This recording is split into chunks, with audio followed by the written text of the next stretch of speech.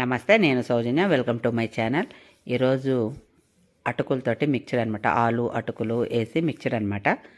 బెంగళూరు చలికి ఒక 3-4 డేస్ బాగుంటుంది తింటానికి. వేడివేడిగా కాస్త క్రిస్పీగా తినడానికి బాగుంటుంది ఈ అటుకులు అనమాట. అంతా వేయను, ఒక్కరవ వేస్తాను. ఇది ఆలు ఒకటే పెద్దది అనమాట. నేను కొద్దిగా చేస్తున్నాను, ఎక్కువ చేయట్లేదు. కరివేపాకు, పచ్చిమిరపకాయలు, ఇంకా జీడిపప్పు, కొద్ది కిస్మిస్, ఎండు కొబ్బరి వేయాలన్నమాట. అవి తర్వాత వస్తాయి. ఒక్క రవ్వ కొద్దిగా నూనె బాయిల్ చేసి, ఈ గంటె మునిగేంత నూనె బాయిల్ చేసి కొద్దిగా హీట్ చేసి పెట్టుకోవాలన్నమాట. ఇవన్నీ కూడా అప్పటికప్పుడు ఇన్స్టెంట్గా కొద్దిగా ఫ్రై చేసి ఒక డిష్లోకి వేసుకోవాలన్నమాట.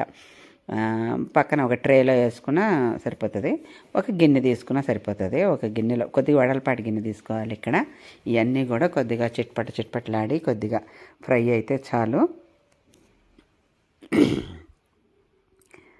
మరీ అంత డీప్గా బాగా గోల్డెన్ ఫ్రైగా చేయొద్దు, అట్లాగా కొద్దిగా లైట్గా అనమాట. ఇప్పుడు కొద్దిగా జీడిపప్పులు వేస్తున్నాను అనమాట. ఇవన్నీ మిక్చర్ కదా, బాగుంటాయి తింటుంటే. దీనిలోనే కిస్మిస్ కూడా వేసుకోండి. ఏందబ్బా కిస్మిస్ వేసేది దీనిలోకి అని అనుకుంటారు, కానీ చాలా బాగుంటుంది. మన హల్దీరాములు నవరత్న కానీ దీంట్లో మిక్చర్లో కిస్మిస్ వేస్తుంటాడు, అక్కడక్కడ తగులుతూ ఉంటాయి. భలే బాగుంటుంది మీ కిస్మిస్ వేస్తే. ఎండు కొబ్బరి కొద్దిగా సన్నగా ముక్కలు కోసేసి వేసుకోవాలన్నమాట. అది తర్వాత ఇది జీడిపప్పును కిస్మిస్ తొందరగా వేగిపోతాయి కదా, అందుకని చెప్పేసి ఎండు కొబ్బరి సపరేట్గా వేయించుకోవాలన్నమాట. కిస్మిస్ కూడా అప్పటికి వచ్చేస్తున్నాయి చూసారా. జీడిపప్పు కొద్దిగా లైట్ గోల్డెన్ కలర్ వచ్చేదాకా చాలు. మరీ అంత డార్క్ వద్దు, లైట్గా. చాలా బాగుంటుంది లైట్గా జీడిపప్పు వేయించుకొని తింటే. ఉప్పు కారం వేసుకొని తిన్నా చాలా బాగుంటుంది. ఇదనమాట. ఇవన్నీ ఇంట్లోకి నేను కొద్దిగా అప్పటికప్పుడు అనుకొని ఏమన్నా తింటాకులేవే అనుకున్నప్పుడు ఇట్లాంటివి చేసుకుంటూ ఉంటాను. చాలా బాగుంటాయి.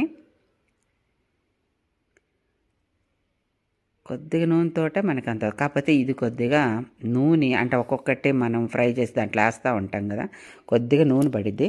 కింద మనం టిష్యూ పేపర్ వేసుకుంటే ఇంకా చాలా నీట్గా ఉంటుంది అనమాట. పొడిగా ఆరిపోయాక ఎటు పొడిగా ఉంటుంది, మనం ఇంకో డబ్బాలో తీస్తాం కాబట్టి. లేదు అనుకుంటే మనం ముందే ఒక టిష్యూ పేపర్ వేసేసి, లేదా మామూలు న్యూస్ పేపర్ కానీ ఏదైనా వేసేసి తీసేయచ్చు. ఇది చూసారా, అట్లా కొద్దిగా దాంట్లో వేసి ఇంకా కొద్దిగా తగ్గించవచ్చు. ఏంటంటే నూనెలోకి వేయగానే గిద్దడు కాస్త 2 గిద్దలు అవుతుంది. అందుకని చెప్పనమాట.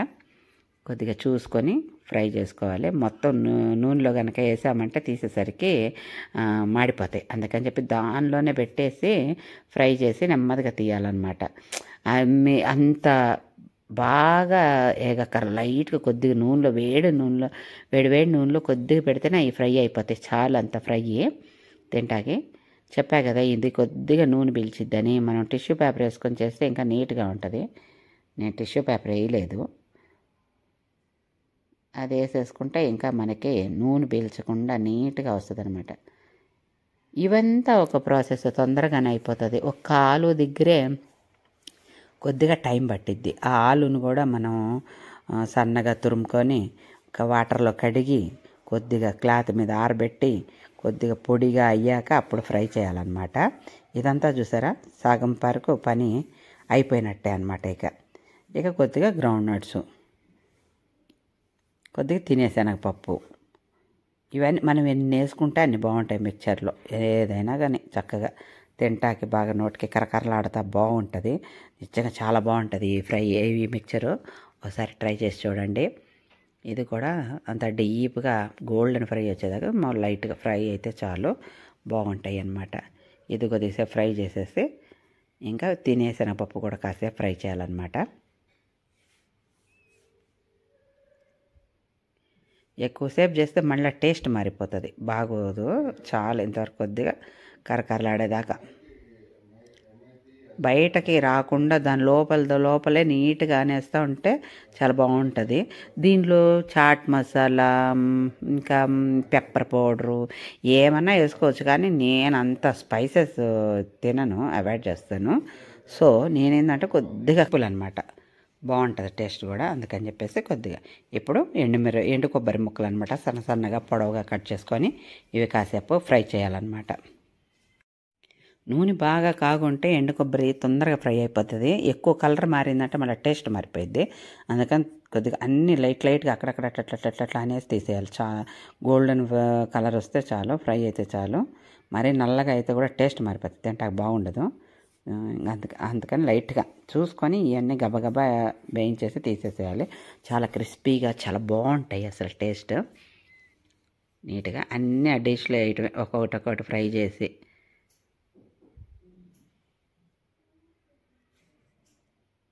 ఇంకా లాస్ట్ అండ్ ఫైనల్ ఆలు ఒకటి ఫ్రై చేసి వేసేసామంటే మనకి మిక్చర్ రెడీ అయిపోతుంది. ఇది ఒక్కటే కొద్దిగా కేర్ తీసుకోవాలి, కొద్దిగా టైం తీసుకునిద్ది. ఈ ఆలుని స్కిన్ తీసేసి సన్నగా అంటే కొద్దిగా తురిమే దానిలోనే పెద్దగా పెట్టి తురిమేసేయాలన్నమాట. తురిమేసేసి నీట్గా వాష్ చేసి ఫ్రై చేయాలన్నమాట.